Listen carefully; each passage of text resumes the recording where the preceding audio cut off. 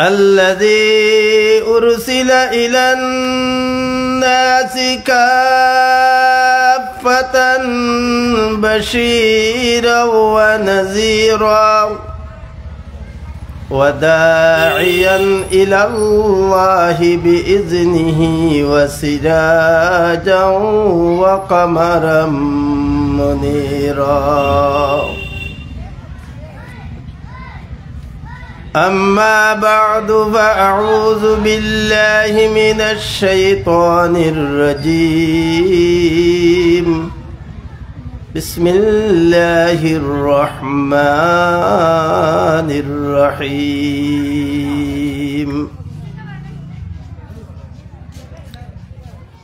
فمن كان يرجو لقاء ربه فليعمل عملا صالحا ولا يشرك بعبادة ربه أحدا.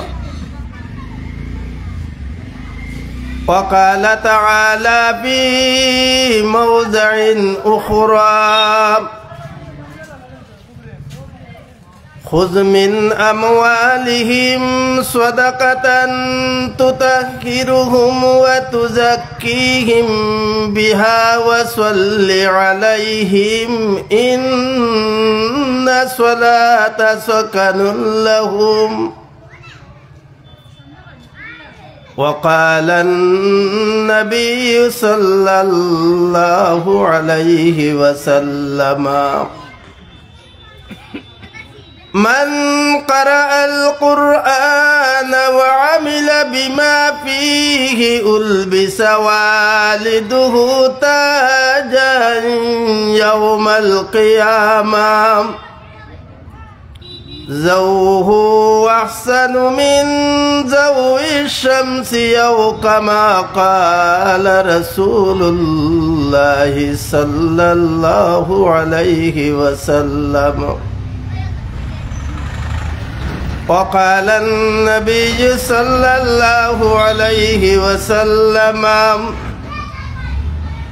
من رأى منكم المنكر فليغيره بيده فإن لم يستطع فبلسانه وإن لم يستطع فبقلبه وذلك أضعف الإيمان.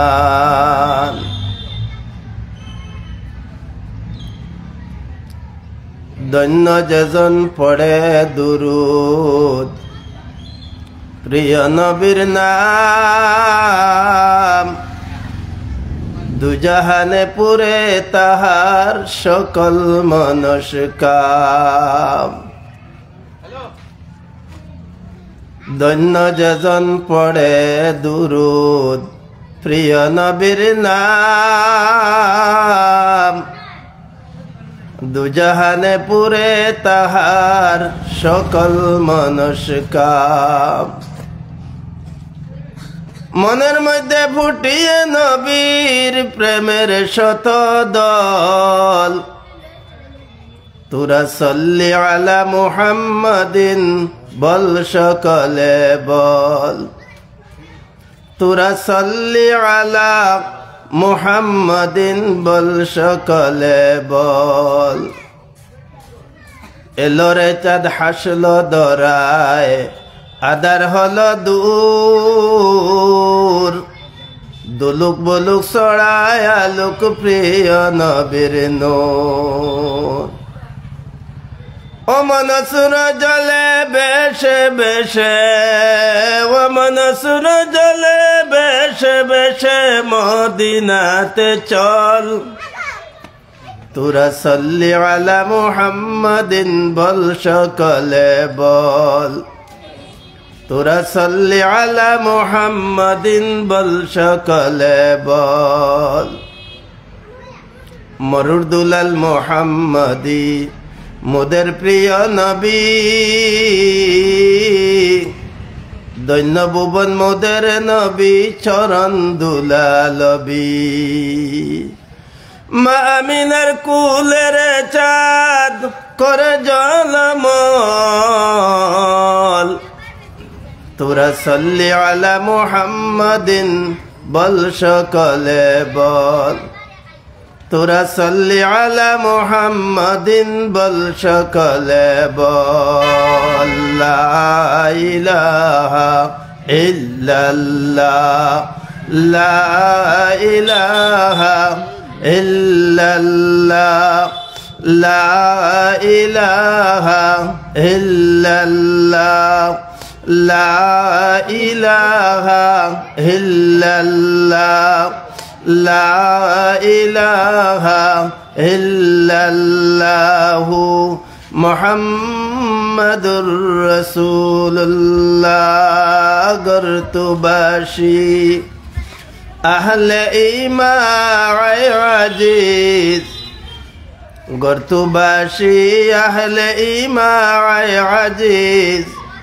ফাকদারি চার চিজ আজ চার চিজ আজ হাসদাউ ওয়ালটু দিলরা পাকদার খেস্তনরা বাদ আজামু মিন সমার পাক গর্দা রিয়ামলরা আজরিয়া সমে ইমানো তেরা বাশদ জিয়া চোশ কুমরা ফাকদারি আজহারাম মর্দ ইমাদার বাশি ওয়াসসালাম লা ইলাহা ইল্লাল্লাহ লা ইলাহা ইল্লাল্লাহ লা ইলাহা ইল্লাল্লাহ লা ইলাহা ইল্লাল্লাহ লা ইলাহা ইল্লাল্লাহু মুহাম্মাদুর রাসূলুল্লাহ। মুআজ্জাজ ও মুহতারাম, স্থিত ইয়াদেখাওড়া বাবুরবাজার অঞ্চলের শিকারিপাড়া অত্যন্ত গুরুত্বপূর্ণ সবাহি মক্তবের খুব আকর্ষণীয় বাৎসরিক ওয়াজ মাহফিলের মনোনীত শ্রদ্ধেয় সভাপতি সাহেব, উপস্থিত আজকের এই ওয়াজ মাহফিলের প্রধান অতিথি থেকে সর্বজন অতিথিবৃন্দ, এই সবাহি মক্তবের পরিচালন কমিটি, ওয়াজের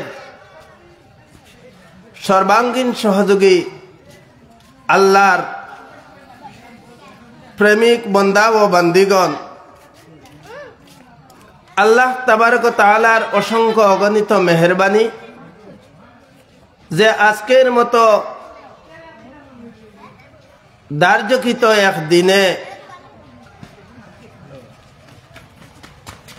নবী করিম সাল্লাল্লাহু আলাইহি ওয়াসাল্লামের এক বাগানরে কেন্দ্র করিয়া এক দিনী মাহফিলের আয়োজন করা হইয়াছে। এই মাহফিল মুমিন মুসলমানদের জন্য অত্যন্ত কামিয়াবির এক কারণ, যেটার মূল্য মানুষের কাছে উপলব্ধি হওয়াটা বর্তমান সময়ে একটু বিস্ময়কর, যদিও ইমানদারগণ অবশ্যই একথা একইনের মধ্যে আছে যে আমরা যে যাই করি না কেন বিলাখের আমাদের এই পৃথিবীটা ছাড়িয়া যাইতে হবে। যার যেরকম অবস্থা এই জমিনের মধ্যে আমরা আছে, অবস্থা তার অবস্থার উপরে রাখিয়া এই পৃথিবীর থেকে আমাদের এক সময় যখন আজল মানুষের নির্ধারিত শেষ হয়ে যায়, তখন এই পৃথিবীটাকে ইচ্ছা ছাড়াও সম্পূর্ণ আর ক্ষমতা সম্পূর্ণ মহান জাত বাড়ি তাআলার হুকুমের তাবেদার হইয়া এই পৃথিবীর মোহমায়া, এই পৃথিবীর বিভিন্ন ধরনের এঙ্গেজ হওয়া সত্ত্বেও আমাদের এই পৃথিবী থেকে বিদায় নিতে হইব। যেমন বিদায় নিছেন আদম আলাইহিস সালাম থেকে নিয়া বর্তমান পর্যন্ত এমন কোনো মুহূর্ত নাই যে পৃথিবীর মানুষ এই পৃথিবী ছাড়িয়া যান না। সমস্ত প্রাণী তার মৌতর এক স্বাদ অবশ্যই সে গ্রহণ করতে হবে। কোরআনে কারীমের মধ্যে আল্লাহ তাবারক ওয়া তাআলা এই সম্পর্কে বলছেন, আউযু বিল্লাহি মিনাশ শাইতানির রাজিম, কুল্লু নাফসিন যায়িকাতুল মউত। প্রত্যেক প্রাণী, প্রত্যেক নফস, প্রত্যেকটি মানুষ এই পৃথিবীর মৌতর যে একটা স্বাদ, সেই স্বাদটুকু অবশ্যই গ্রহণ করতে হবে, যদিও ইচ্ছা না থাকে। তাহলে আমরা আমাদের পূর্বপুরুষগণ যারা ছিলেন এই পৃথিবীতে, আজ এই সবাই মক্তবের উত্তর দক্ষিণ পূর্ব পশ্চিমের অনেক মুরব্বিয়ানে কেরাম হল, যারা যে ধরনের চলা চরিত্রর নমুনা মানুষের কাছে বাস্য করছিল, আইজও তা আমাদের চকুর আড়ালে যদিও তবুও চকুর সামনে বিরাজমান। আমরা যেমন উনাদের ড্রেস, উনাদের গায়ের জামা, মসজিদের লগে সম্পর্ক, সবাই মক্তবর লগে সম্পর্ক, দিনিয়াতর লগে সম্পর্ক, যেভাবে ছিলেন, যারার পরিচিতি আমাদের মধ্যে আছে, তারার কথা আমরার মনের মধ্যে আছে। এই সবাই মক্তবের আশেপাশের প্রত্যেকজন মানুষ অত্যন্ত মানুষের কাছেও যেরকম ছিলেন দিনদারিয়তর খুব একটা প্রশংসিত, তেমনি আবার সামাজিকতার নিয়মও এদের দৌরত্ব আছিল অনেক লম্বা এবং অনেক বেশি। আমরা তারই পাশাপাশি সেই সিলসিলাটা জারি রাখতে যাইয়া আমরা আমাদের মসজিদ, মাদ্রাসা এবং সবাহি মক্তব যেগুলো আছে, এগুলো অবশ্যই আমাদের প্রাণ কেন্দ্র, ইসলামের বুনিয়াদ এবং ইসলামের সূচনা এই জায়গাগুলোর তাকিয়া অবশ্যই বিকশিত হয়। তারই পরিপ্রেক্ষিতে আমরা আমাদের এই সবাহি মক্তবের গুরুত্ব দিতে গিয়া আমরা আমাদের এই সবাহি মক্তবরে কেন্দ্র করিয়া আজকের এই মাহফিল তৈয়ার করা হয়েছে।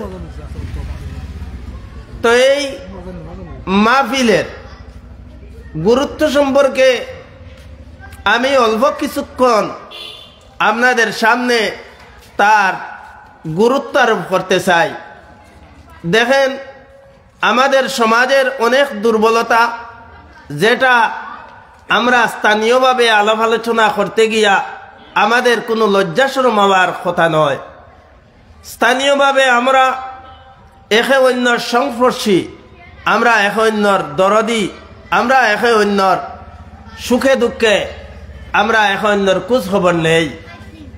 এই হিসাবে আজ সবাই মক্তবের যে গুরুত্ব মানুষের কাছে, বিশেষ করে আমাদের অঞ্চলগুলোতে যেভাবে কমিয়ে আইছে, এতে গিয়া বাধা পড়ে ইসলামের গুরুত্বর উপরে, ইসলামের কানুনাতর উপরে, আমল আখলাকর উপরে, বিভিন্ন রকমের সামাজিক যেটা ধর্মীয় কাঠামোর উপরে চলার কথা, এটা আমাদের বর্তমানে সামাজিকতারে এমনভাবে নিয়ে আমরা পরিচালনায় ফলাইছি, যেটা ইসলাম ধর্মর অনেকটা বিরুদ্ধাচরণে যায়, যেটা ইসলাম গ্রহণ করে না।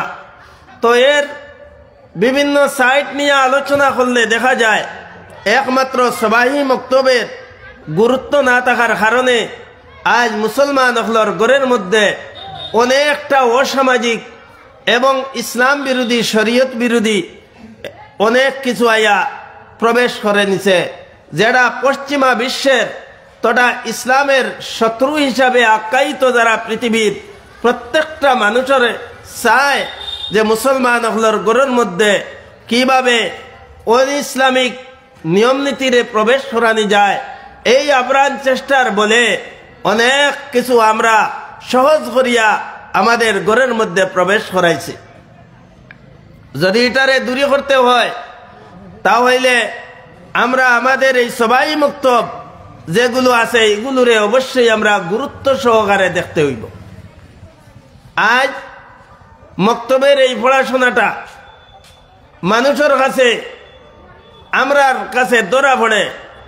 আংশিক মানুষ আছে, কতিপয় কিছু নেতৃত্ব যারা মক্তব এবং মাদ্রাসাগুলো পরিচালনা করার লাগিয়া খুব হিমশিম খাইতেছেন, কিন্তু আদৌ এটা আমাদের আসল বুনিয়াদি ইসলামের শিক্ষা কেন্দ্র। এই শিক্ষা কেন্দ্র যদি দুর্বল হয় তো গোটা সমাজ ব্যবস্থাটা আমাদের দুর্বল হবে, এটা অনিবার্য। কারণ শিক্ষণীয় ব্যাপার যেটা, এটা আর কোনো সুযোগ আর সুবিধা আমাদের কাছে নাই। বর্তমান আধুনিকরণের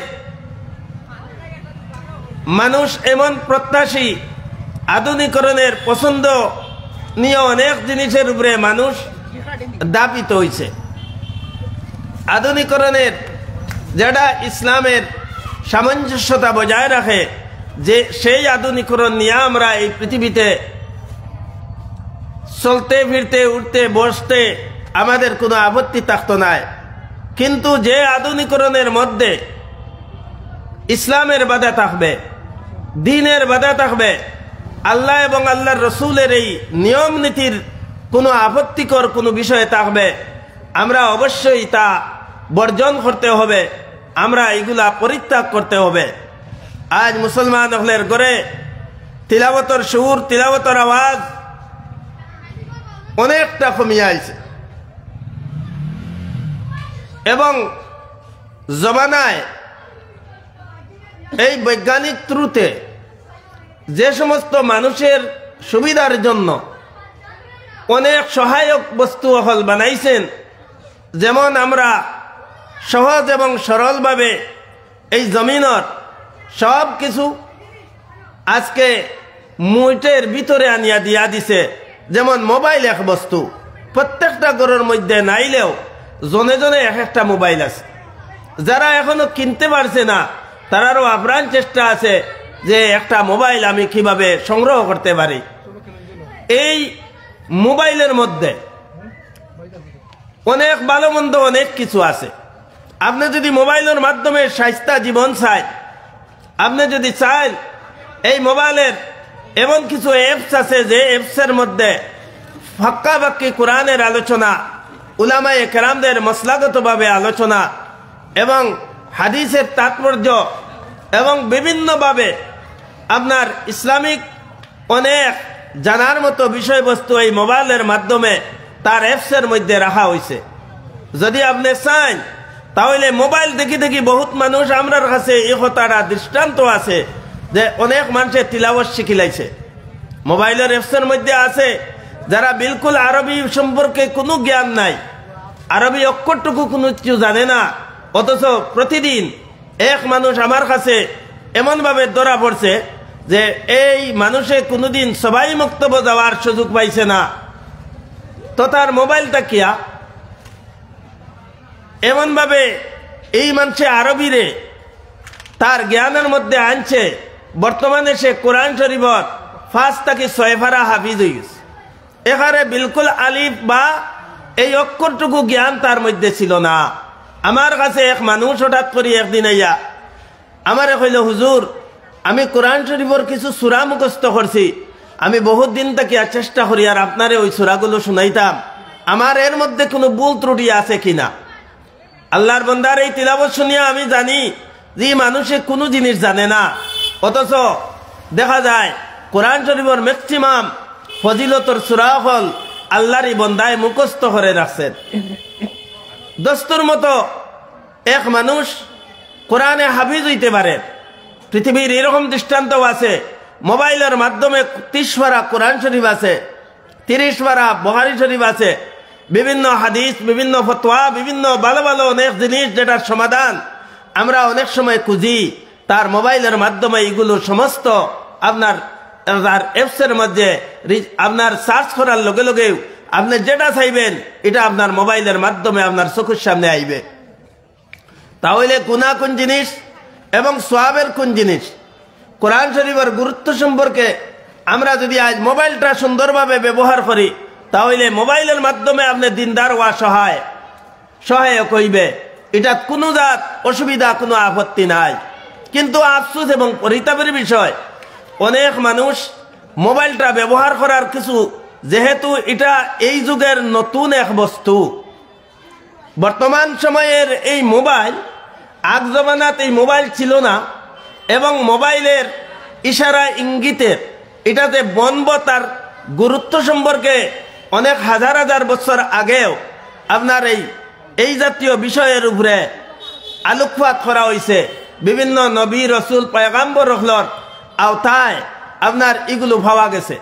মনে করেন একটা মাইকের যে ব্যবহার, মনে করেন মোবাইলের একটা ব্যবহার, এইরকম নিত্য প্রয়োজনীয় লাগান এক একটা জিনিস এই পৃথিবীতে আবিষ্কার, এগুলো মাসলার আওতায় আনিয়া উলামায়ে কেরাম, মুফতিয়ানে এজাম, যারা ভারতবর্ষ তথা পৃথিবীর বড় বড় যত আপনার ইসলামিক পণ্ডিত হল আছেন, উনাদের মধ্যে একটা সংস্থাগত নিয়ম আছে। সেই সংস্থার মধ্যে এগুলো আলোচিত হয়, আর তারপরে সিদ্ধান্ত গ্রহণ করা হয়। এরপরে জনসাধারণের মাধ্যমে এগুলো ব্যবহার করার সুযোগ সুবিধা দেওয়া হয়। তো মোবাইল তো প্রতিটা মানুষের জন্য জায়েজ এবং প্রয়োজন। বর্তমান রাষ্ট্রীয় বিধানেও এনি কাজে আপনি অফিসিয়াল ভাবে আপনার মোবাইল নাম্বার এড করাটা একেবারে প্রয়োজনীয় হইয়া দাঁড়াইছে। মোবাইল নম্বর ছাড়া অনেক মানুষের বিভিন্ন কাজকর্ম করাটা অসাধ্য এবং দুঃসাধ্য হইয়া দাঁড়াইছে। ওর জন্য মুসলমানগণ আমরা এই মোবাইলরে সুন্দরভাবে যদি ব্যবহার করতে পারি, আপনি মোবাইলের মাধ্যমে সব কিছু পাইতে পারবেন। মোবাইল সঙ্গে থাকতো কিভাবে থাকতো? আমরা অনেক সময় মোবাইল মসজিদ ও নমাজের সামনে আমরা মোবাইল রাখিয়া নমাজ পড়ি। অনেক মানুষ আছে মসজিদে ঢুকে, নমাজের উদ্দেশ্যে ঢুকে, কিন্তু মোবাইলটারে অফও করতো নাই, মোবাইলটা সাইলেন্টও করতো নাই। মোবাইলের রিংটং বাজে, যে কারণে মানুষের নমাজের ইতমিনান এবং খুশু এবং খুজু অনবরত এই মোবাইল তাকিয়া মানুষের মুক্তদি হলের, মুসল্লি হলের ছুটিয়া যার গিয়া। আমার সাহাব হল, বুজুর্গ হল, মাইকের মাধ্যমে আওয়াজ যত দূর যাইতেছে, যদিও অনেকে ওয়াজও এখনো আইছেন না, কিন্তু আপনার খানের আওয়াজের মাধ্যমে আপনি মশলাগত কিছু আলোচনা চলছে, আপনি অবশ্যই শোনার চেষ্টা করবেন। এই মোবাইলগুলো এটা পকেটিং ব্যাপার, এটা পকেটিং হইতো। মোবাইলটা আমরা পকেটের ভিতরে রাখতাম। আমি আজ মোবাইলের সম্পর্কে মাত্র কয়েকটা মশলা, যেটা না হইলে না হয়, ওগুলো সম্পর্কে প্রারম্ভে একটু আলোচনা রাখছি। তো এই মোবাইল আপনি নমাজের সামনে রাখতা না, আপনি মোবাইলটা মসজিদে আপনার পিছনেও রাখতা না। কারণ এই বাবুরবাজার অঞ্চলের কোনো এক মসজিদের এক মানুষ মোবাইল তার পিছনে রাখিয়া নমাজও লাগছে, খোর তাকিয়া আরেকজন মানুষ চুরে আইয়া লইয়া গেছে গিয়া, মোবাইলটা চুরে নিচে গিয়া। 10, 15, 20 হাজার, 30 হাজার, 50 হাজার টাকার মোবাইল, এই এত দামি মোবাইল, আপনার এটা হেফাজত থাকতো এবং আপনার এটা সাথে থেকে আপনি সরাইতা না। যদি সরাইয়া রাখেন আপনার পিছনে, তাহলে চুরে নেওয়ার আশঙ্কা আছে। যদি সামনে রাখেন, হঠাৎ করে সাইলেন্ট করছেন, আপনার মোবাইলে কল আইছে, তাহলে এটার আলোয় আপনার দৃষ্টিশক্তিরে মোবাইলের দিকে নিব গিয়া এবং আপনার মনের ইতমিনানটারে ছুটাই দিব। এর জন্য মশলা নতুনভাবে মোবাইল কা মাসাইল হইয়া যে কিতাব বাহির হইছে ফতোয়ার, এই কিতাবের মধ্যে আনিয়া দেখারা যে মোবাইলটা সম্পূর্ণরূপে রক্ষিত, অর্থাৎ নিজের শরীরের লগে আপনি পকেটিং করিয়া রাখতা, এবং অবশ্যই নমাজের ঢুকার আগে এই মোবাইলটা আপনি হয় সাইলেন্ট করবা অথবা অফ করে দিবা, যাতে কোনো রিং, কোনো আওয়াজ, অন্য কোনো কিচ্ছু আইয়া যেন আপনার এবং আপনাদের কাহারও যেন নমাজের মধ্যে কোনো ব্যাঘাত না ঘটায়।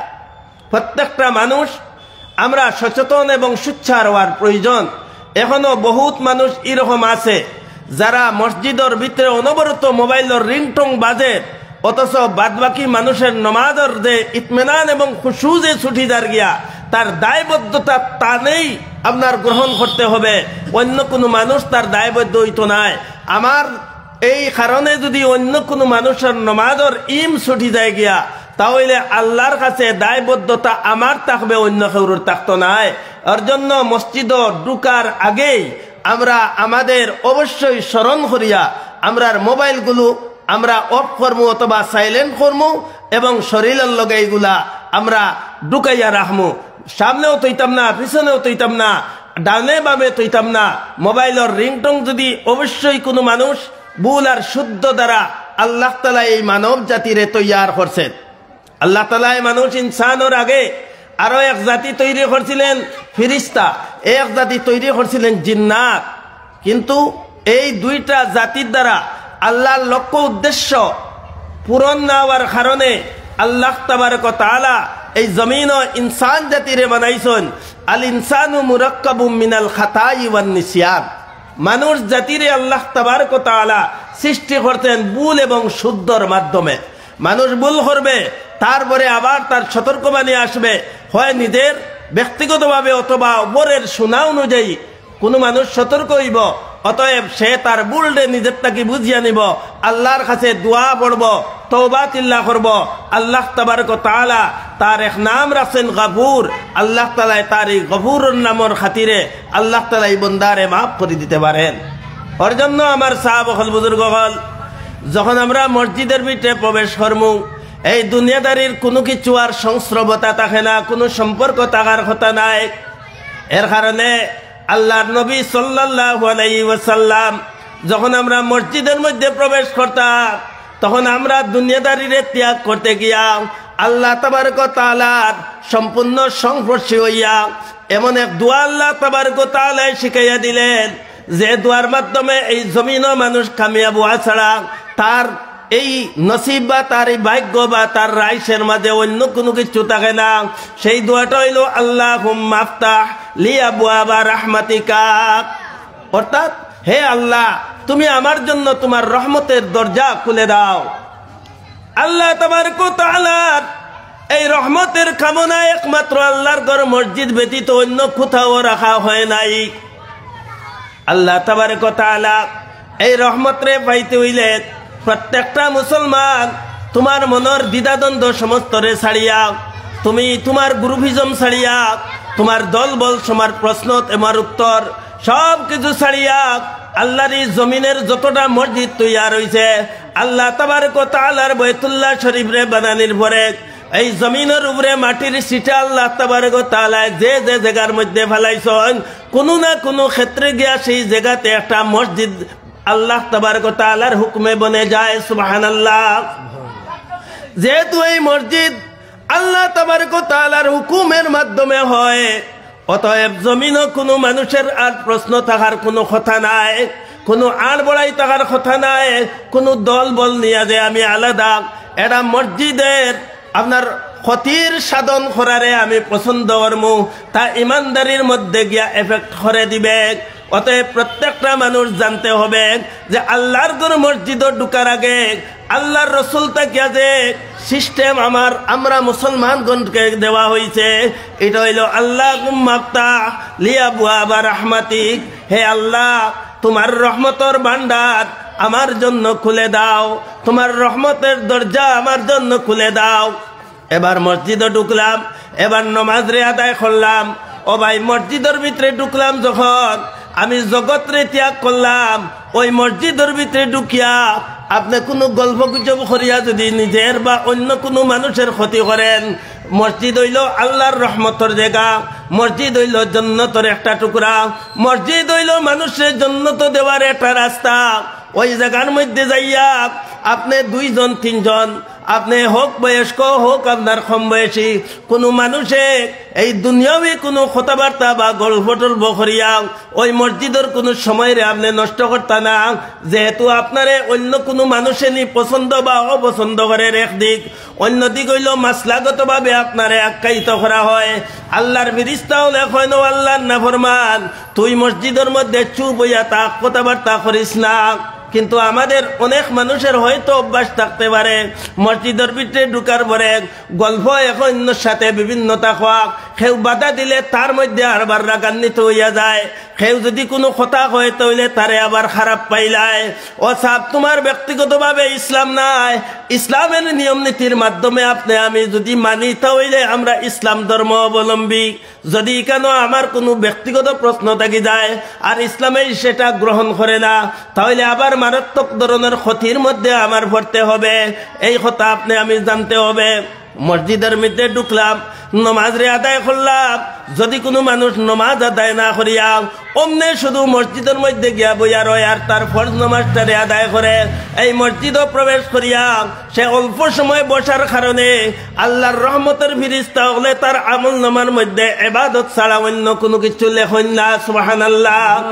যদি কোনো মানুষ এই নমাজের লোকে যে সুন্নত আছে, যেটা আপনার মুআক্কাদা সুন্নত অবশ্যই আদায় করতে হবে, যেটা ওয়াজিবের কাছাকাছি, যে ওয়াজিবটা হইল ফরজের কাছাকাছি, আর যেটা গয়রে মুআক্কাদা আছে, যেমন আপনার আসরের সুন্নত 4 রাকাত আছে, যেমন এশার সুন্নত 4 রাকাত আছে, বা নমাজের পরের যে নফল হল আছে, এইগুলো আদায় করা এর তৈল গিয়া আপনি আপনার নিয়মিত আমল যেটা এটারে প্যাকেটিং করিয়া, যেমন কোরআন শরীফের বার আপনার অরিজিনাল কোরআন শরীফ নাই, কিন্তু বস্তনি কোরআন শরীফের কারণে অনেকটা দামি বনি যায় গিয়া। কোরআন শরীফ যে রাওয়ালের উপরে তুইয়া আপনার পড়া হয়, ওই কোরআন শরীফের রাওয়াল যদি কোনো মানুষের ফায়ে লাগি যায় তাহলে মানুষে বজনা করে এবং তার মনের মধ্যে নিজে দুঃখ পায়, কেন সেটা তো কোরআন শরীফ নাই রাওয়াল। অর্থাৎ দামি জিনিস যে জিনিসের উপরে তুইয়া ব্যবহার করা হয় সেই জিনিসও অটোমেটিকলি দামি হইয়া যায়। এই সুন্নত এমন ভাবে গুরুত্ব একদিন আসবে, যারা মসজিদে গিয়া সুন্নত রে আদায় করেন, কিয়ামতের দিন আল্লাহ তাবারক ওয়া তাআলা বান্দার যখন হিসাব নিকাশ শুরু করবেন, দেখা যাইব আমার ফরজ তো সব এলোমেলো হয়ে গেছে, অথবা আমার আমলনামার মধ্যে এমন কিছু ত্রুটি দেখা দিছে যেটা সমস্ত নেকিরে তার বিনিময় করিয়া আমার নেকির পাল্লাটা ভারী হইতেছে না, হালকা হয়ে গেছে গিয়া। আল্লাহ তাবারক ওয়া তাআলা এবার বলবেন, আমার বান্দার জীবনের কোন নফল নিয়ে আছে দেখো, সুন্নত নি দেখো আছো, সেগুলো আনিয়া তার নেকির পাল্লার মধ্যে দেও, আল্লাহর রহমতে জুস মারবে। ফরজ নিয়ে আল্লাহ তাআলার রহমতের কারণে ওই বান্দার আপনার আমলনামার মধ্যে সুন্নত আর নফলের সওয়াব দেওয়া হবে, ওগুলো তার নেকির পাল্লারে বাড়ি বানাইয়া আল্লাহ তাবারক ওয়া তাআলা তার জান্নাতে যাওয়ার একটা রাস্তা সুযোগ করিয়া দিয়া দিবেন। সুবহানাল্লাহ। ওর জন্য মসজিদের মধ্যে আমরা যতক্ষণ না থাকবো আমরা আল্লাহর নাম যেন জপি। মসজিদের মধ্যে কোরআনে পাকের মধ্যে আল্লাহ তাবারক ওয়া তাআলা ফরমায়, ফাইজা কুদিয়াতিস সালাতু ফান্তাশিরু ফিল আরদি ওয়াবতাগু মিন ফাদলিল্লাহি ওয়াযকুরুল্লাহা কাসীরান লাআল্লাকুম তুফলিহুন।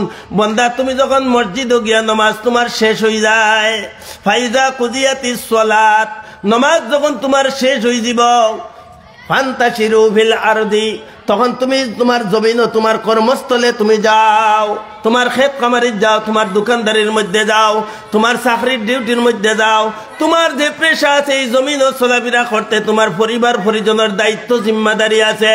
আল্লাহ তাবারক ওয়া তাআলা তার কোরআনে পাকের মধ্যে কি বৈশিষ্ট্যমূলক আলোচনা করে দিয়েছেন দেখেন, ফাইজা কুদিয়াতিস সালাতু ফান্তাশিরু ফিল আরদি, যখন তোমার নামাজ শেষ হয়ে যায় তুমি মসজিদ থেকে বাহির হও, তোমার রুজির তালাশে যাও, ওয়াবতাগু মিন ফাদলিল্লাহ। আর এবার আমি যে তোমারে রিজেক্ট দিতাম, আমি তোমারে রিজেক্ট দিতে হইলে তুমি তোমার কর্মস্থলে গিয়া তুমি নিজের নিয়োজিত করো, তোমার হাতে তোমার শরীর নিয়ে লাগাও। আমি আল্লাহ তাবারক ওয়া তাআলা তোমার এই কাজের মধ্যে বরকত এনায়েত করিয়া তোমারে খাওয়া দাওয়া এবং তোমার পরিবারের রিজেকরে আমি কুশাদা এবং প্রশস্ত করিয়া দেবো। সুবহানাল্লাহ। ওয়াবতাগু মিন ফাদলিল্লাহ। আল্লাহ তাবারক ওয়া তাআলা ওয়াবতাগু মানে তুমি তালাশ করো তোমার রিজেক রে, ওটা চেষ্টা করো তুমি খাইতাই বাস্তায় খিলা। ঘরের পারিবারিক অনেক একটা জিম্মাদারি আছে, অনেক টাকা পয়সার প্রয়োজন আছে, অনেক কিছু সোর্স অফ ইনকামের রাস্তারে তৈয়ার করা, সেটাও কোরআনে ছাড়ে নাই, ইসলামে আপনার ছাড়ে নাই। আপনি আপনার পরিবারে সচ্ছল অবস্থায় রাখতা, সুখে দুঃখে কোনো মানুষের কাছে আপনি দুয়ারের সাইল হইতা না, আপনি ভিক্ষুক হইতা না, অন্য মানুষের কাছ থেকে আপনি খুঁজি মাগিয়া খাইতা না। তার ব্যবস্থাপনা কোরআনে পাক থেকে আল্লাহ তাবারক ওয়া তাআলা করিয়া দিয়েছেন যে তুমি তোমার এই রুজির তালাশ করো এবং তুমি তোমার পরিবার মেনটেন করিয়া নেও। আর এমন কিছু ভাবে মেনটেন করো যাহাতে তোমার থেকে কোনোটা একটা পয়সা তুমি একটা কোনো এক ব্যাপারে আপদে বিপদে বালাই মন্দয় যাতে তুমি রাখতে পারো, ওই জাতীয় আপনার পরামর্শ কোরআনে পাকের মধ্যে আল্লাহ তাবারক ওয়া তাআলা ইমানদার মুমিন মুসলমান ধরে দিয়েছেন। যদি তাই না হয় তাহলে আজ সবাই মক্তবের জন্য ওয়াজও আপনি গেছেন চান্দা করার বা ঘর বানাইবার লাগিয়া বা মক্তবের মুআল্লিমের শিক্ষকের বেতন আদায়ের জন্য আপনার আমার কাছে সাহায্য, এটা বড় কঠিন হইয়া দাঁড়াইছে বর্তমান। আমরা যে বাচ্চারারে পড়াই ওই পড়ানির বেতনটাও মানুষে বর্তমান জমানায় দিতে অত্যন্ত মানুষের কাছে এত সদমা, এত কঠিন, এত মানে দিলের নাগওয়ার বা অপছন্দনীয় হইয়া দাঁড়াইছে আমার সাহাবা হল বুজুর্গ হল। কিন্তু আল্লাহ রসুল সাল্লাল্লাহু আলাইহি ওয়াসাল্লামে বলছেন এই সবাই মক্তবটা হইল আমার নিজের বাগান। ওই সবাই মক্তবের মধ্যে যারা খেদমত করব, সবাই মক্তবে যারা পড়াশোনা করাইব, সবাই মক্তবে যারা সর্বাঙ্গীন সহযোগিতা করব, এই সবাই মক্তবরে যারা চাঙ্গা রাখব, কাল কিয়ামতের দিন আপনি দেখবেন আপনার হাসরের ময়দানও আপনি কল্পনাই করতে পারতেন না আল্লাহ তাবারক ওয়া তাআলা যে আপনারে এত সওয়াবের ভান্ডার বা ঢের বানাইয়া রাখছেন, যেটা মানুষের জ্ঞান বুদ্ধিরে হারাই লিব কিয়ামতের দিন, তার জ্ঞানে ধরত নাই। এই শিকালিবেলা সবাই মক্তবে যে তালিম আর শিক্ষাবোধ একের পর এক, তো আজ দীর্ঘদিন থেকে এই সবাই মক্তব অনেকটা পরিবর্তন হয়েছে। প্রথম আছিল একেবারে বিলকুল আপনার শূন্যর উপরে, এরপরে একটা ঘর বানানি নিল, এরপরে আবার এই ঘরটারে ভালাইয়া আবার বিল্ডিং করিয়া এত সুন্দর এই বাগানটারে সাজানো হইল। এই বাগান সাজাইতে গিয়া এলাকার বা জনসাধারণের যত জাত পরিশ্রম আনা, যত আপনার টাকা পয়সা সদকা খয়রাত এই ঘরের মধ্যে লাগছে, আমি আল্লাহ তাবারক ওয়া তাআলার কসম খাইয়া কইতে পারি হাসরের ময়দানও তন্ন তন্ন করিয়া যখন দুনিয়ার কোনো মানুষ তার কোনো একটা বিপদ সম্মুখীন হইবে, আল্লাহ তাবারক ওয়া তাআলা এই সদকাগুলো সামনে আনিয়া ধরিয়া ওই মানুষে আপনার খবর তাকে আসর পর্যন্ত তার বিভিন্ন মুসিবতর গাট তাকে উদ্ধার করে নিবেন। সুবহানাল্লাহ। এগুলো খেলার কথা নয়, এগুলো গল্পের কোনো কথা নয়, এগুলো হইল ডাইরেক্টলি কোরআন এবং হাদিসের ব্যাপার। কারণ ইসলাম রে তাজা রাখা ক্রমান্বয়ে নবী করিম সাল্লাল্লাহু আলাইহি ওয়াসাল্লাম রে আল্লাহ তাবারক ওয়া তাআলা ওহী দিয়া দিয়েছিলেন কোরআনে পাক। নবীজি বলছেন সাহাবায়ে কেরাম অনুসারী হইছেন, সাহাবায়ে কেরাম তাকে ক্রমান্বয়ে অদ্যাবধি পর্যন্ত উলামায়ে কেরাম এই পৃথিবীর সমস্ত ইসলামের দায়বদ্ধ আছেন। এই উলামায়ে কেরামগণ সবাই মক্তব এবং মাসাজিদ গুলো তৈয়ার করা, ইসলামের বিভিন্ন মিশন তৈয়ার করা এবং জমাতির লাইনে যারা মক্তব এবং মাদ্রাসার পড়াশোনার উপযুক্ত থাকি বাইরে গেছেন গিয়া, যারা বয়স বাড়ি গেছে কি, যারা যুবক হইয়া গেছেন এখন কোনো মক্তবেও গ্রহণ করতো নাই, কোনো মাদ্রাসায়ও আপনার শিক্ষা দেওয়ার কোনো সুযোগ দিতে পারত নাই। এমত অবস্থায় আল্লাহ তাবারক ওয়া তাআলা আল্লাহর ওলিদের মাথার মধ্যে এক এক জমানাত এক একটা ইলহাম রে পাঠাইয়া দেন। সেই ইলহামের কারণে আজ তাবলীগী জমাতের যে মেহনত চলে এই পৃথিবীতে, সেই মেহনতের জরিয়ায় এই যে আপনার সময় পাড়িয়ে গেছে এমন কিছু লোকের যে ইসলামের মধ্যে জানা এবং শোনা, ইসলাম রে মানা, ইসলামের তাৎপর্যগুলো বুঝা এবং আমলের ময়দানে গিয়া যখন এই ডাইসের মধ্যে মানুষে ফেলানি হয়, তখন মানুষ তার নিজের তাকে উপলব্ধি করতে পারে যে আমার মধ্যে কত জাত দুর্বলতা এখনো আছে। নামাজ সম্পর্কে অনেক কিছু জানার অভাব আছে, রোজা সম্পর্কে জানা আছে, অনেক কিছু আমরা অজানা এখনো রয়ে গেছে। এগুলো আমল যারা করে তাদের সঙ্গে যখন সঙ্গী হইব কোনো মানুষ, তখন তার নিজের মুখে আইয়া নিজে উচ্চারণ করে, হায় রে হায়, বাকি জিন্দগি আমি আমার পুরাপুরি ধ্বংস করে নিছি, আমি আমার জিন্দগিটারে বরবাদ করে দিছি। এইভাবে মানুষে আপনার অনেকটা আফসোস করে। আমার সাহাবা হল বুজুর্গ হল এই ডিসেম্বরের 30 এবং 31 আর জানুয়ারির 1 তারিখ, এই 3 দিন ওই মাসের লাস্টে একদম মাসের শেষ 30 তারিখ এবং 31 তারিখ ত্রিপুরার বিশাল করে ইজতেমা তৈরি, ওর এটা রাজ্যিক ইজতেমা। অবশ্যই আপনারা ইজতেমা অনেক গেছেন এবং আমাদের টিলাবাজার যখন তবলিগী ইজতেমা হয়েছিল তখন আমরা এই কৈলাসরের মানুষের উপস্থিতি দেখছেন, বয়ান হল শুনছেন এবং আল্লাহর যে হাজার হাজার অলি হল এই যে তবলিগী জমাতের এই ইজতেমার মাঝে যে উপস্থিত থাকেন, এগুলা প্রত্যেক মানুষের একইনের মধ্যে আছে। তো এইবার আমরা ইনশাআল্লাহ আমরা প্রত্যেকে মাইক যুগে হইয়ার এর আগের থেকে আপনি প্রিপারেশন নেন, কারণ দিনই খাম আপনি নিয়ত করবেন, আল্লাহর কাছে চাইবেন, আল্লাহ আপনারে সহজ এবং সরল করিয়া দিব, যেটার কারণে আপনি ওই জায়গাতে গিয়া উপস্থিত হইতে পারবা। অন্য সব জিনিস আপনি বাদ দেন, এই যে হাজার হাজার লাখ মানুষের লগে আপনার যে একটা জমাত বন্দি হইব, আপনি যে কয়েক নমাজরে আদায় করবা, আর যদি কিয়ামতের দিন অন্য কোনো জিনিস দিয়ে আপনারে একটানি যায় না, তাহলে কিয়ামতের দিন আল্লাহ তাবারক ওয়া তাআলা এই জাতীয় মাহফিলের খাতিরে উম্মতে মুহাম্মদী হলরে ছুটকারা দিবেন এবং এরা জান্নাত যাওয়ার একটা সুবিধা পাইবে।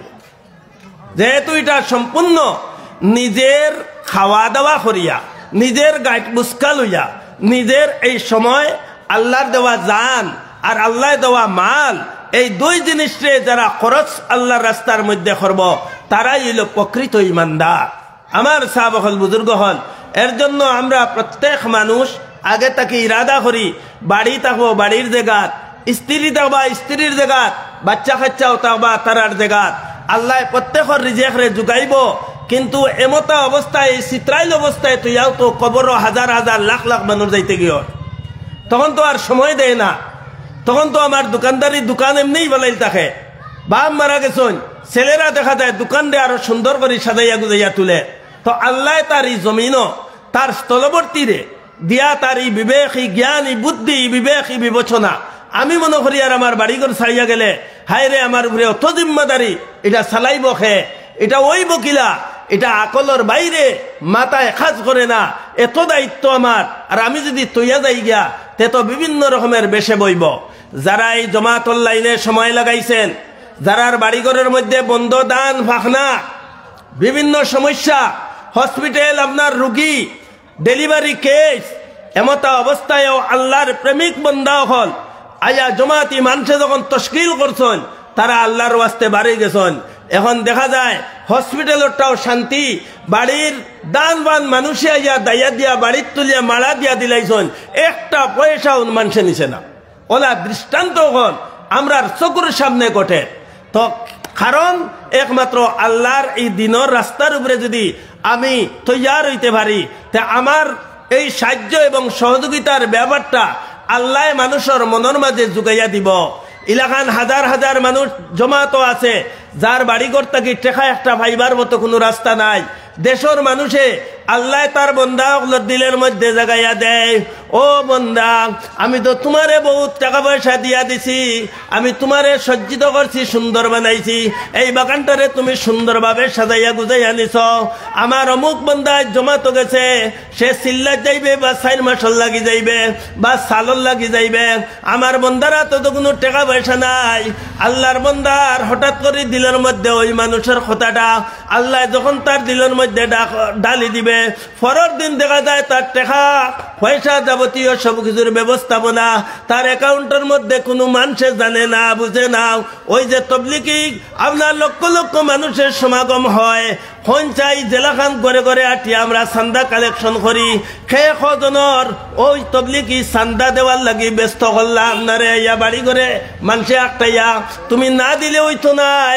এখানে ও জাতীয় ভাগ্যবান হলো টাকা পয়সা লাগে রে, যারা আল্লাহ তাবারক ওয়া তাআলার কাছে সবর ধৈর্যের মাধ্যমে জমিন ও চলাফেরা করেন, আল্লাহ তাবারক ওয়া তাআলা তার টাকা এবং পয়সা দিয়া ওই তবলিগি ইজতেমার নেক মানুষগুলোর খাওয়া দাওয়ার ব্যবস্থা নেই, খরচাদির আসবাবপত্র তৈয়ার করার ব্যবস্থা নেই।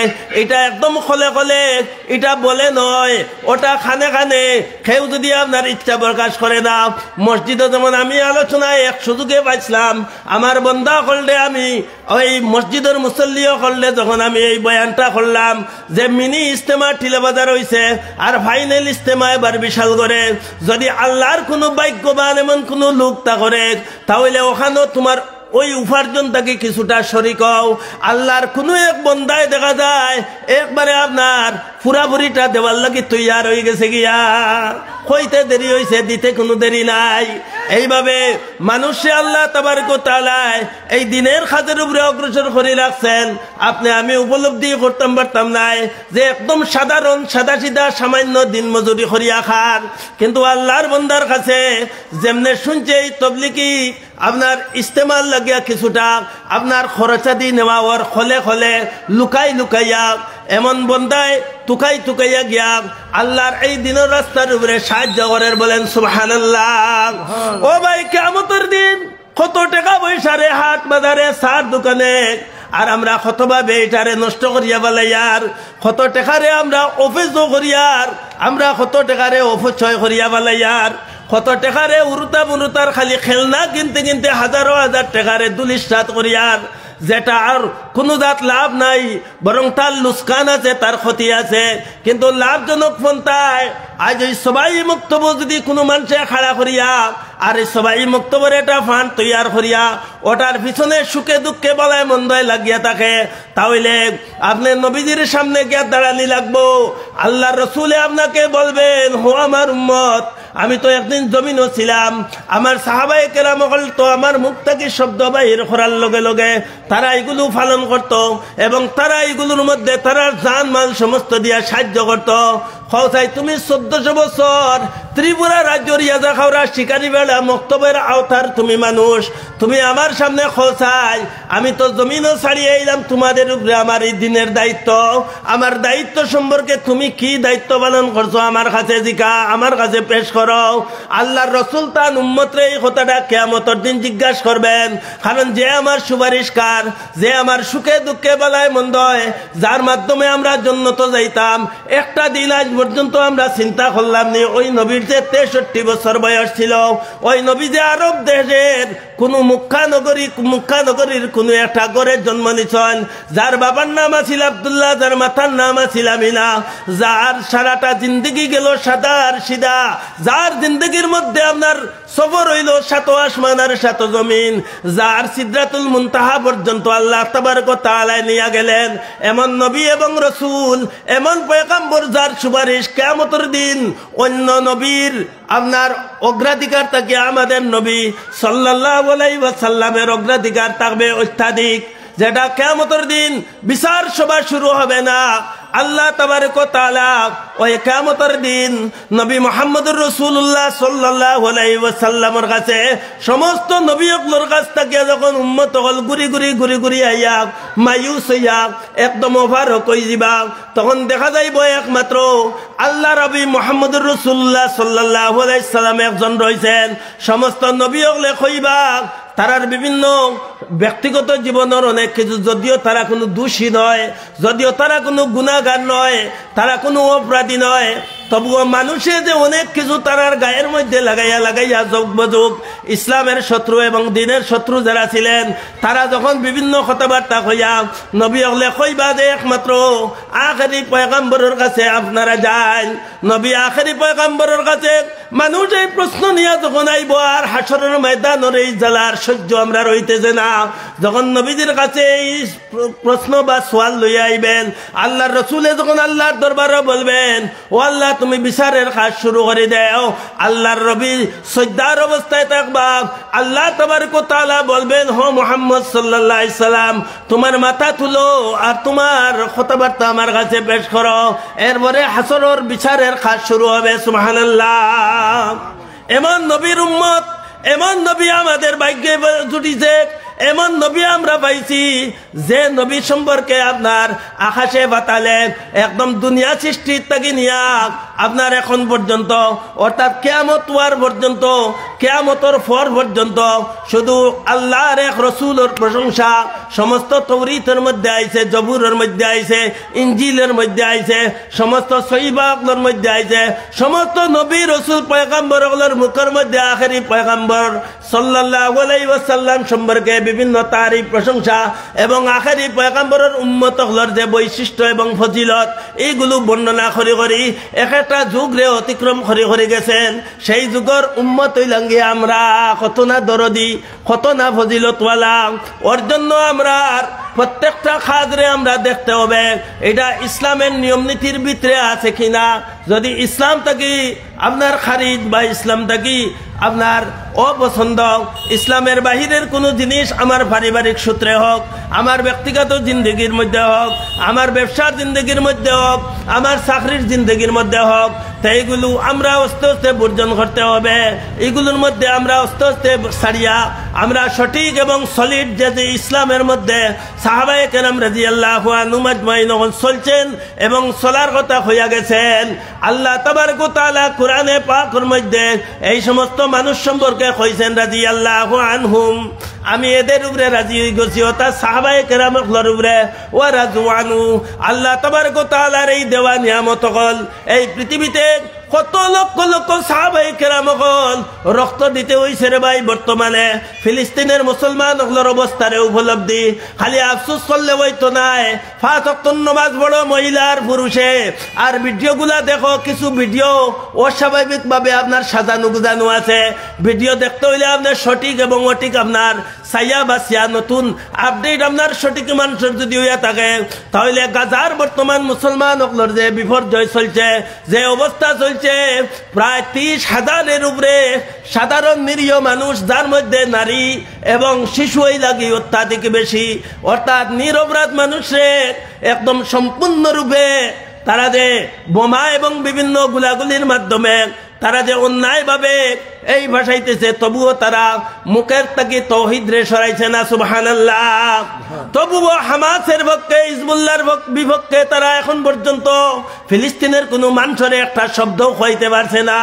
বরং তারা যারা জিম্মি করিয়া নিছিল ইসরায়েলের মানুষরে, ওই যারা ছুটকারা কিছুদিন আগে যুদ্ধ বিরতির সময় যে পাইছিল, ওরা দেশে বাইরে আইয়া সাংবাদিকদের সামনে যে বয়ান শুরু করছে, এতে দেখা যায় যে হামাস যারা তাম পৃথিবীর মানুষের আরে সন্ত্রাসী ঘোষণা দিছিল, এরা আপনার দেশদ্রোহী, এরা আপনার অশৃঙ্খল বা পরিবেশ ধ্বংসকারী নষ্টকারী হিসাবে আখ্যায়িত করছিল।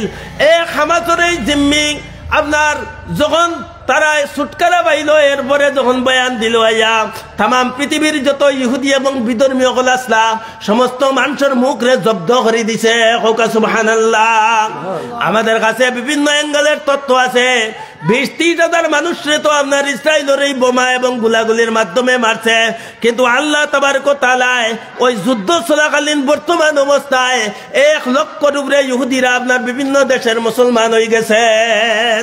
এটার তথ্য যারা মোবাইলে সবসময় আপনার খবর হলে আদান প্রদান করে তারা কইতে পারবো।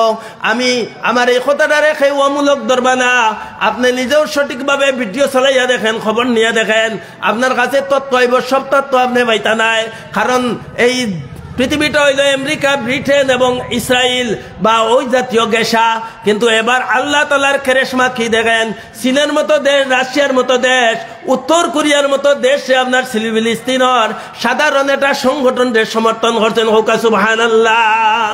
আল্লাহর সাহায্য, লক্ষ লক্ষ কোটি কোটি টাকার একটা ট্যাঙ্ক রে আপনার সাধারণ পয়সার, অর্থাৎ ফিলিস্তিনের $500 নিজের হাতের হামাসের তৈরি করা এক একটা আপনার অস্ত্র গিয়া দেখা যায় তারা ট্যাঙ্ক পর্যন্ত ধ্বংস করে দেন। 530টা 2 দিন আগের খবর। এটা এত দামি দামি, এত আপনার পয়সা খরচ করিয়া ইসরায়েলে বানাইছে, আস্তা পৃথিবীর মানুষকে অবাক করে দিছে যে এই মুসলমান হলের কাছে খোদাই কোনো শক্তি ছাড়া, অর্থাৎ ইসরায়েলের ইহুদির মধ্যে বলা মানুষ যারা আছে তারা ওই কথাটা আলোচনাতে আনছে যে নিশ্চয়ই তারা আল্লাহর সাহায্য ছাড়া এই সাধারণ পয়সার একটা আপনার অস্ত্র দেখা যায় এত বড় বড় দামি দামি, যেটা পৃথিবীর গ্যারান্টেড কোনো গুলি বা কোনো বোমায় কোনো অ্যাকশন করতে পারে না, ও জাতীয় যুদ্ধ অস্ত্র হিসাবে তারা ট্যাঙ্কগুলো তৈরি করছে। কিন্তু ওই ট্যাঙ্কের সাধারণ হামাসের এই গুলাগুলি সব ধ্বংস হইয়া যার। সুবহানাল্লাহ। এই সাহায্য বদরও হয়েছিল। বদরের যুদ্ধ 313 জন আসলা মুসলমান, 1000-এর উপরে আসলা আপনার বেদিন হল, কিন্তু আল্লাহ তাবারক ওয়া তাআলা এই জয়ী দিলাইল। আল্লাহ তাআলা বদরের যুদ্ধ সাহাবায়ে কেরাম হললে, অর্থাৎ 313 জন আল্লাহ তাআলা বিজয় করে দিল। সুবহানাল্লাহ। যারা হজ গেছেন অনেক মানুষ, বদর এবং ইহুদের এটা উল্লেখযোগ্য যুদ্ধ হয়েছিল, সেই জায়গাগুলো দেখিয়া নিজে উপলব্ধি করিয়া আইতা পারেন যে কোন জায়গা থেকে জঙ্গে ইহুদ প্রথম মুসলমানের বিজয়। এরপরে আল্লাহ রসুলের একটা কথারে স্লিপ করার কারণে গুরিয়া অন্যদিকে আইয়া আবার পুনরায় আক্রমণ করে দিছিল তারা। এইটা কোনো অন্যর, অর্থাৎ ইসলামের শত্রু যারা, তাদেরও বিজয় ধরা হয়েছে না। আমার সাহাবাগণ বুজুর্গগণ এর জন্য ইসলামের কাজ আপনি করবেন। ইসলামের কাজের উপরে যে আল্লাহর একটা সাহায্য, আল্লাহর একটা ইমদাদ আপনার গড়েও আছে, বারেও আছে, মান ইজ্জতর বেলায় আপনি আছে, যে আপনার ইমানদারি নিয়ে চলবা, আপনি নিজের থেকে নিজে ইতমিনান হইতে পারবা, আপনি নিজের থেকে নিজে স্যাটিসফাইড হইতে পারবা, আপনি আপনার নিজের থেকে নিজে শান্তি পাইবা যে আমি যে ইসলাম ওটা সারাদিন আমি যে নমাজ পড়ি, আমি যে রোজা রাখি, আমি যে মিশা মাতি না, আমি সুদ খাই না, আমি যে আপনার ওই যে গ্রামে গ্রামে যে সুদর খারবার হল বিভিন্ন রকম ইতার যে আপনি যাইন না দুঃখে কষ্টে চলরা, আপনার দিলের মাঝে একটা ইতমিনান, একটা শান্তি নিয়ে আপনি আসেন। আই সুদ থেকে মুসলমান রে আগলাইয়া রাখাল লাগিয়া আল্লাহ এবং রসুলে, আল্লাহর কোরআন এবং রসুলে করিম সাল্লাল্লাহু আলাইহি সাল্লামে বারবার এই আলোচনা করিয়া গেছেন। কোরআনের মধ্যে আল্লাহ তাআলা ইন্নামাল খামরু ওয়াল মাইসিরু ওয়াল আজলাম রিসসুম মিন আমালিশ শাইতান ফাস্তানিবুহু লাআল্লাকুম তুরহামুন। এটা শয়তানের কাজ হওয়া হয়েছে। আজ আমরা এগুলোর মধ্যে অনেক সময় জাত প্রচার করিয়ান না, আমরা কোনো আলাদা কোনো কিছু করিয়ান না, আমরা হারাম কোনটা হালাল কোনটা যে যেদিক থেকে উপার্জন পায়, হয় গাঁও সভা ভিত্তিক হোক, হয় আপনার যে কোনো সংস্থাগতভাবে হোক, হোক আপনার কোনো মানুষে বুঝে না করিয়া তারে যে টগাইয়া নিয়ে খাই দিতাম। আমার সাহাবাগল বুজুর্গ হল ইমানদারি খারে কয়, এই তরুণী যুবতী হল যারার চেনা বাই চাইলে মানুষের আকর্ষণ হওয়া ছাড়া দ্বিতীয় কোনো রাস্তা নাই। আজকে এই হামাজের বন্দির থেকে বাইরে তারা কর এমন মতো আমরা যে রক্ষণাবেক্ষণ পাইছি, যেটা আমরা বাসা নাই তারারে যে এত প্রশংসা আমরা তারার করতাম, আমরার মান ইজ্জত, আমরার খাওয়া দাওয়া, আমরার ঔষধপত্র তারা না গাইয়াও আমরা রেখা পাইছে। সুবহানাল্লাহ। মানে ইমানদারি যদি মানুষের মাঝে সবলতার মধ্যে আই হয়, তাহলে তার মধ্যে গুনাহের মাত্রাটা একেবারে দুলিশাত হয়ে যায়। এই গুনাহের মাত্রারে মিটাইতে হইলে সবাই মক্তবের দিকে মনোনিবেশ করতে হবে। এই গুনার থেকে যদি আপনি আমি বাঁচতে হয়, সবাই মক্তবের যিনি শিক্ষকতা করেন, এই শিক্ষকের প্রতি অবশ্যই নেক ভালো ব্যবহার আমাদের করতে হবে। ছেলে মেয়ে আমার তাও না, কিন্তু এই সবাই মক্তবে যে এই যে একজন মানুষে আমার বাচ্চারারে, আপনার এই প্রতিবেশীরে, এই পাড়ার মানুষরে যে ভালো বানাইবার জন্য আল্লাহ এবং রসুলের এই শিক্ষাটার মধ্যে তার যে সময় রে বেখেরেন, যেটা বর্তমান সময়ে বেতন খোয়া যায় না, বাতাও খোয়া যায় না, সরকারের নির্ধারিত একটা বাতার একটা হার, একটা পরিমাণ রাখছে, তার একটা নিয়ম আছে। কিন্তু মসজিদ মাদ্রাসা এগুলোর মধ্যে যারা কর্ম করেন, একমাত্র আল্লাহ সাহায্য করিয়া এদের মিজাজরে মসজিদ মাদ্রাসা মুখী বানাইয়া রাখছেন দেখিয়া তারা এগুলোর মধ্যে কাজ করতে পারে। আর না হয় খরচাদির দিকে চাইলে, বাজারও জিনিসপত্রের মূল্যর দিকে চাইলে আপনার এই মসজিদ মাদ্রাসা এগুলো সমস্ত আপনার ছাড়ি দেওয়া লাগে। কেন? এটার মধ্যে যন্ত্রণা অনেক বেশি, এটার মধ্যে ইনকামের সোর্সটা একেবারে কম। তো আমার সাহাবাগল বুজুর্গ হল অত্যন্ত সৌভাগ্য যে আজকে এই সবাই মক্তবরে কেন্দ্র করিয়া আমাদের আজকের এই বাৎসরিক ওয়াজ মহফিল, এটা প্রতি বছর এইরকম মহফিল হওয়া একান্ত জরুরি। যেহেতু এখানে পাশে 8টা মসজিদ আছে, দুটা ব্যবধান করিয়া দুটার পক্ষে বাৎসরিক একটা ওয়াজ মহফিল হওয়াটা অত্র এলাকার মানুষের মনের মধ্যে ইমানদারিরে কিছু আপনার তরক্কি করব, ইমানদারিরে কিছু বাড়াইব। এই যে একটা মসজিদ হইছে, এই মসজিদটা ওয়া আমাদের দিলের একটা তড়প আছিল। তড়প মানে হইল চাহিদা। আমরা দিলের মাঝে বহু আগে তাকিয়া অত্র এলাকার মানুষের নমাজের একটা সুবিধার জায়গা হইতো করিয়া মনে চাইছিল আল্লাহ তাবারক ওয়া তাআলার এক বন্দারে তার অনেক দামি বর্তমান সময়ে বেচলে অনেক টাকার মূল্য, আল্লাহর বন্দায় এই জায়গাটা মসজিদের সাথে অফ করে দিছে। আজ এলাকার মানুষের একটা মসজিদ হইছে, একটা ইসলামের একটা দাওয়াতর কাজের নমাজ পড়ার সব ধরনের একটা সুবিধা আলাদা একটা হয়েছে। তার পাশাপাশি সবাই মক্তব, এই সবাই মক্তব যারা প্রারম্ভে মূলে তাকে যারা দান করছিল, এই মক্তবের টানি টানি একটা মসজিদ তার সামনে আনি লিছে। হোক সুবহানাল্লাহ। এই নেক কাম করতে করতে এই নেক কামও যারা দরিয়া রাখছেন, আপনারা মায়ুস হইবা না, দুর্বল হইবা না। যদিও অনেকটা হিমশিম খারা মক্তব চালাইতে মানুষের সহযোগিতা করেন না, মানুষ খাসি দিয়ে আইতে চান না, এটা ওয়াজ মহফিল তৈয়ার হলে গোটা কয়েকজনের উপরে সমস্ত নির্ভর করে। আর মানুষ যেমন কইতেই পারে না, মানুষ যেমন বুঝতেও রাজি হয় না যে এইখানে যে একটা বাজেট, এখানে যে একটা খরচা দিয়ে আছে, এটা ওয়াজ শুধুমাত্র মক্তবর চান্দা 2টা উঠার লাগি না হয়, এটা ওয়াজ ডিফেন্স ইসলামের পূর্ণাঙ্গ সব জিনিসের উপরে ওয়াজের ডিফেন্স করে। অর্থাৎ যে এলাকার মধ্যে ওয়াজ হয় না, দেখুন যান এই এলাকার মানুষ পুরাপুরিভাবে একটা দুর্বল হয়ে থাকে, মনের মাঝে একটা জিমাই থাকে, মন একেবারে বিলকুল আপনার স্টেমিনা তাকে হয়ে যায়। আমরা যে গত কিছুদিন আগে করোনা সংক্রান্ত যে রোগে দেখা দিছিল, সেই রোগের কারণে টোটাল মসজিদ মাদ্রাসা মক্তব সব তার ওয়াজ নসিহত জমাতের খাস সব বন্ধ আছিল। তখন আমরা দিলের মাঝে কিভাবে আফসোস, কিভাবে আক্ষেপ, কিভাবে আমরা দিল এখানে মুর্দা হয়ে গেছে, বোঝা গেছে যে আমরা মসজিদ হলো মানুষ যাইতে পারেন না। আল্লাহর কাছে হাজার হাজার লক্ষ লক্ষ এই পৃথিবীর মানুষে দোয়া করছেন। দোয়া করতে করতে এই পৃথিবীর থেকে এই যে একটা রোগ এগু আপনার সংক্রামক তারাখর, যদিও ইসলামে এটা সংক্রামক হিসাবে মানে না, তার দৃষ্টান্ত আমরার কাছে আছে। আমার সাহাব হল বুজুর্গ হল, এর জন্য আমরা প্রত্যেক মানুষ এই কথাটা আমরা মনের মাঝে রাখতে হবে যেন আমরা সবাই মক্তবর গুরুত্বটা একান্তভাবে বাড়াই। কেননা আজ নমাজ শিখত, পর্দা বসিদা শিখত, মা বাপ সম্পর্কে জানাইতা বুঝাইতা, কে বুঝাইবা? আপনার একটা মেয়ে একদিন যখন আপনার ঘরে উপযুক্ত হয়ে যাব, আপনি বাবা এবং মা এই দুইজনে মিলিয়া মেয়ে পরিচালনা করলেন, কিন্তু মেয়ে তো আপনি রাখতে পারতেন না। এই মেয়ে তো এটা অন্যত্র আপনি ট্রান্সফার করতে হবে। এটা হইল গিয়া সামাজিক, এটা হইল গিয়া ধর্মীয় কাঠামো, এটা হইল গিয়া আপনার আমার ফরজ এবং আপনার আমার করু কর্তব্য। তো এই মেয়েটা আপনি যখন উপযুক্ত হওয়ার আগে তাকিয়া তারে আপনি ঘুমাইবার সুযোগ দিলেন, নমাজও রক্ত, তারে আপনি তিলাওয়াতর লাগি বাধ্য করলেন না, তারে আপনি আপনি শব্দটা মুখের মধ্যে আনিয়া শিখাইলা না, তারে আপনি অন্য মানুষের লগে কিভাবে পর্দার আড়ালে তাকিয়া সে চলতে ফিরতে পারে, এই ধরনের শিক্ষা তার মাঝে আমি দিলাম না। তো আমার এই মেয়েটা যখন অন্য ঘরের মধ্যে যাইব, তখন নমাজি একটা ছেলে যদি হয় তারেও বেনমাজি বানাইতে বাধ্য করি। কেন?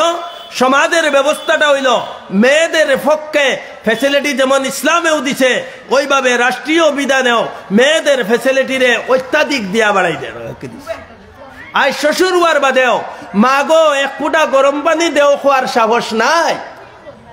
সমাজ এত কুলসিত হয়েছে, আর কোনো এক জমানাত বউয়ে শ্বশুর শাশুড়ির পানি গরম লইয়া দরজার সামনে দাঁড়াইল থাকতো। আজ 7টা 8টা বাজে সূর্য উদয় অস্ত কোনবায় যার তার কোনো পাত্তা নাই।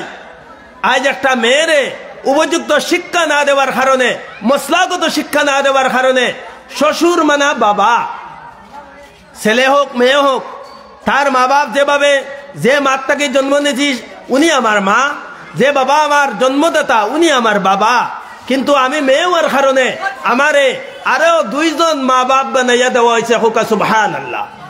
আমার এবার মা বাপ হইলা 4 জন, 2 জন হইলা আমার জন্ম যারা দিছিল এবং পালিত পোষিত করিয়া উপযুক্ত বানাইয়া অন্য ঘর যেখানে দিছেন, সেই ছেলের মা বাপও আমার মা এবং আমার বাবা। আমার মা বাবার যে দায়িত্ব কর্তব্য আমি ছেলে হিসাবে আমার উপরে ছিল, আজ এটা একটু হালকা হইয়া ট্রান্সফার হইয়া অন্য আরেকটা ঘরের মধ্যে গেলাম। সেই ঘরে গিয়ে আমার মা বাবার যত্ন যেভাবে করার কথা ছিল, ওয়াজিব ছিল, শরীয়তে ঘোষণা দিতে, সেই অনুযায়ী আরেকটা পরিবারের এই শ্বশুর শাশুড়ি বা টোটাল পরিবারের সদস্য যারা আছেন তাদের আপনার সমপরিমাণ কর্তব্যের ভিতরে যত কিছু আছে সমস্ত এই মেয়ে পরিচালনা করিয়া নেওয়া, এটা শরীয়তের পক্ষ থেকে তার উপরে দায়িত্ব এবং বিধান। হোক সুবহানাল্লাহ। আমরা এগুলো কিন্তু খুব খেয়াল করে নিতে হবে। তো মূল আমরা সবাই মক্তবের মধ্যে শিক্ষা দিতে গিয়া যেহেতু দুর্বল হয়ে গেছি, অতএব এই মেয়ে মশলা জানে না, নমাজ খোঁজা করলে তার উপরে শাস্তি কিতা কথা জানে না, নমাজের টোটাল মশলা এগুলো জানে না, বেল উঠার বাদে নমাজ পড়লে কিতা হয় এ কথা জানে না। বহুত মুসল্লি আমরা আছি অত্র এলাকার, 4 ওয়াক্ত নমাজরে আমরা সঠিকভাবে পড়ি আর ফজরের নমাজরে সম্পূর্ণরূপে খোঁজা হিসাবে পড়ি। বহুত মানুষিরাও আছে আজকের সূর্য উদয় কথা কমলিট, মনে হয় এলাকার যদি ইন্টারভিউ নেওয়া যায় তাইলে 100-র মাঝে 5 জন মানুষে বলতে পারবো কিনা সন্দেহ আছে আজকের সূর্য উদয় ঘটায়।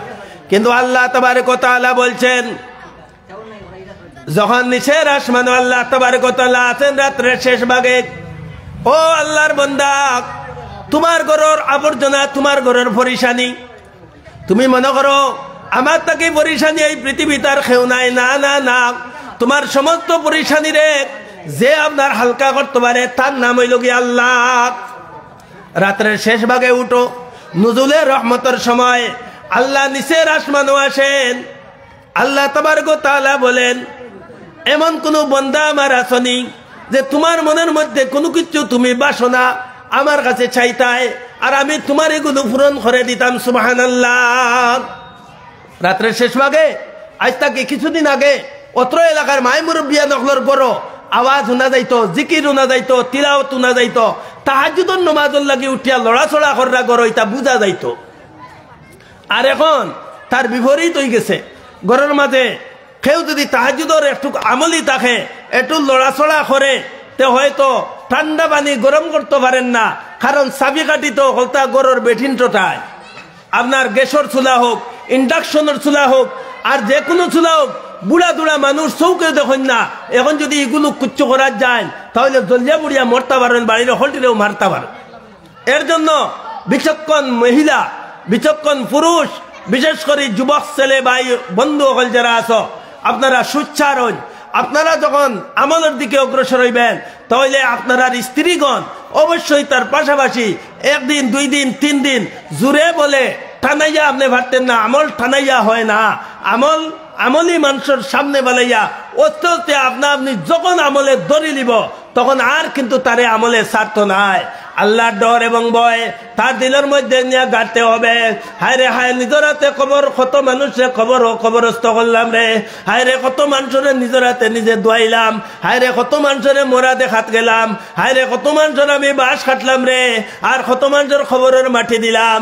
তুমি প্রতিদিন একবার যদি এই মোরা সংক্রান্ত ব্যাপারে তোমার দিল রে তুমি আনো আর বুঝাও, তাহলে তুমি দেখবে যে আল্লাহ তাবারক ওয়া তাআলা তোমার এই যে মৌতর একিন বাড়ি দেওয়ার কারণে তোমার ইমানর আপনার গেপ যেগুলো ওগুলো আল্লাহ তাআলা পূরণ করে দিবেন।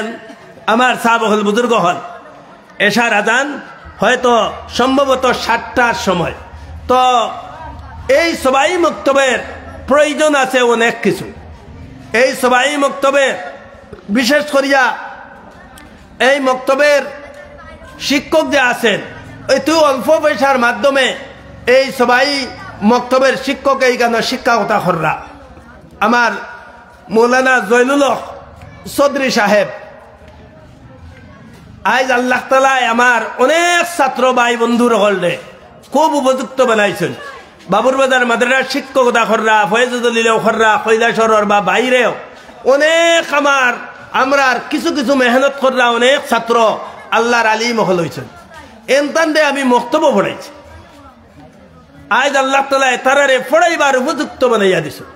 আল্লাহর শুকুর, আল্লাহর শুক্রিয়া আদায় করিয়ার যে এক মেহনত তোরা শামিল আসলাম দেখিয়া আজ ও মেহনত তারা আজ জমিন ও মানুষের উপরে করে। তো তার থেকে আশা করি আমরা উস্তাদ হিসাবে নাম নাও দরুকা কিচ্ছু খোয়া লাগতো নাই। উস্তাদ ওগুলোর কথা, মা বাবার কথা অটোমেটিকলি মানুষের মনে থাকে। যে তালিম করিয়া আপনারে লাইনে আনিয়া দিছে তার কথা অবশ্যই স্মরণ থাকে। আমরা যেহেতু থাকে আমরা ছাত্র ভাই বন্ধু হলর তাহার কথা, ছাত্রছাত্রী হলর তাহার কথা। এর জন্য আমরা প্রত্যেক মানুষে আমরা এই সবাই মক্তবর গুরুত্ব দিমু এবং এটার পরিচালনার স্বার্থে এই মসজিদ, এই মক্তব এগুলো আমরা, এটা অন্য কোনো মানুষের নয়। বিশেষ করি ওই অত্র এলাকার এই যে একটা পাশাপাশি 2টা মুখামুখি একটা মসজিদ, একটা মক্তব হয়েছে, এত সুন্দর এখানে একটা বাগান সাজছে যেটা মানুষে দরিয়া পারেন না, যেটা চিন্তা করি আপনার খুঁজিয়া পান না। দুটা পাশাপাশি, দুটার মধ্যে অগ্রগতির দিকে চলছে। মসজিদেরও কাম চলছে, যথারীতি সাহায্য আপনারা করবা। মসজিদের লাগিয়া অনেক টাকা পয়সার প্রয়োজন। মক্তবর এটা ফান্ড হয়ে যেত, মক্তবর যে প্রয়োজনীয়তা আছে এগুলোও পূরণ হইত। শিক্ষকের বেতন খাতে অভিভাবক যারা আছেন বা অভিভাবক সালা যারা আছেন, আমি আপনারা প্রত্যেকের অনুরোধ করব যে আপনারা এই সবাই মক্তবর লাগিয়া হুরুতা না থাকলেও আপনার ব্যক্তিগত ইনকাম তাকিয়া নবীজিরে ইসলাম রে তাজা রাখতে গিয়া, নবীজিরে খুশ রাখতে গিয়া জন্নত যাওয়ার উপলক্ষে আপনি সবাই মক্তব সাহায্য করবা। মক্তবর শিক্ষকের বেতন বাবদে যারা এখানে কর্তৃপক্ষ আছে তাদের কাছে যোগাযোগ করিয়া আপনারা সাহায্য এবং সহযোগিতার হাতরে বাড়াইবা। এবং এইভাবে আমরা বৎসরে আগে আগে বেশ লাগাতর কিছুদিন আমরা 12 তসবিহ এই বক্তব্য করছিলাম। তো তার খাতিরেও আল্লাহ তাআলা এই বক্তব্যে এখন পর্যন্ত জিয়াইয়া রাখছে। আগামীতেও যদি বাঁচিয়া থাকি চেষ্টা করবো মাঝে মধ্যে ওই জাতীয় একটা মহফিল তৈয়ার করা এলাকার, যাতে 12 তসবির মাধ্যমে এশার নমাজের বাদে আমরা সব সম্মিলিত হইয়া আল্লাহর কাছে খান্নাঘাটি দোয়া দরুদ করতাম পারি। এগুলো করলে এলাকা তাজা থাকে, ইসলাম তাজা থাকে, ইসলামের প্রতি মানুষের মন অগ্রসর থাকে। আর মদরসাগুলো বাইরে এবং দেশের যারা আছে এরা আইলে আপনারা তৌফিক অনুপাতে এরারে সাহায্য সহযোগিতা করিয়া দিবা। আর তবলিগি ইজতেমা আগামী 30-31 জানুয়ারির 1 তারিখ আপনারা এখন থেকে নিয়ত করিয়া ইজতেমা শরীক হইবা। যারা জমাতো যাবার সুযোগ আছে এরা জমাতো যাওকা, যারা আপনার 4 মাসের যাওয়ার সুযোগ আছে আপনি 4 মাসও লাগি যাওকা, যারা একবারে সময় নাই এন টাইম আপনার ওই ডাউট অর্থাৎ এই যে 3 দিন জমাত চলব, এই 3 দিনের ভিতরে আপনি হনগিয়া জমাতবন্দি হিসাবে সবার লগে থাকুকা, আয়ের পরে আপনার বাড়ি দাউকা, মনে শান্তি পাইবা, আনন্দ পাইবা। এই জমিনটা যে এক সময় ছাড়িয়া যাইতাম, একটা ইতমেনান, একটা শান্তি, ইসলাম সম্পর্কে কিছু তো বুঝিয়া যাইতাম। একবারে যদি কোনটাও বুঝি না তে খবরও যাবার বাদে কি জবাব দিব। এর জন্য আমার সাহাব হল, বুজুর্গ হল, আমি আপনার কাছে আশা রাখি যে সামনের যে আমার অতিথিবৃন্দ অনেক বড় বড় জ্ঞানী গুণী উলামায়ে কেরামগণ আছেন, উনাদের বক্তব্য শোনার লাগিয়া হাটে বাজারে বন্দরে, বিশেষ করে মাগরিবের নামাজের বাদে আমরা কিছু মানুষ বিভিন্ন কর্মে ব্যস্ত থাকেন। তো আপনারা এখন যে টাইম এশার নামাজ হইব, কর্মব্যস্ততা থেকে আপনারা ভারী হয়ে যাবা গিয়া।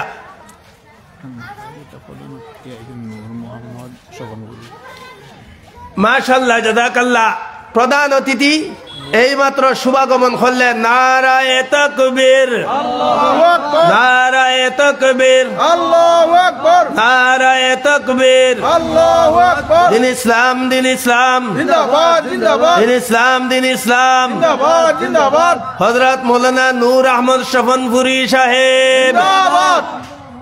আজকের এই ওয়াজ মাহফিলের প্রধান অতিথি জনাব হযরত মাওলানা নূর আহমদ শফনপুরী সাহেব জিন্দাবাদ, জনাব হযরত মাওলানা নূর আহমদ শফনপুরী সাহেব জিন্দাবাদ, লুৎফুর রহমান ভাই, জনাব হযরত মাওলানা লুৎফুর রহমান সাহেব জিন্দাবাদ, জনাব হযরত মাওলানা লুৎফুর রহমান সাহেব জিন্দাবাদ। নারায়ে তাকবীর, আল্লাহু আকবার। দিন ইসলাম জিন্দাবাদ, দিন ইসলাম জিন্দাবাদ। শিকারিপাড়া সবাই মুক্তব জিন্দাবাদ, পশ্চিম ইয়াদাগরা শিকারিপাড়া সবাই মুক্তব জিন্দাবাদ। বাৎসরিক ওয়াজ মাহফিল জিন্দাবাদ, নেক মাহফিল জিন্দাবাদ, উলামায়ে হক্কানি জিন্দাবাদ, সিলসিলায়ে মদনী জিন্দাবাদ। নারায়ে তাকবীর, আল্লাহু আকবার, নারায়ে তাকবীর, আল্লাহু আকবার। দিন ইসলাম জিন্দাবাদ, দিন ইসলাম জিন্দাবাদ।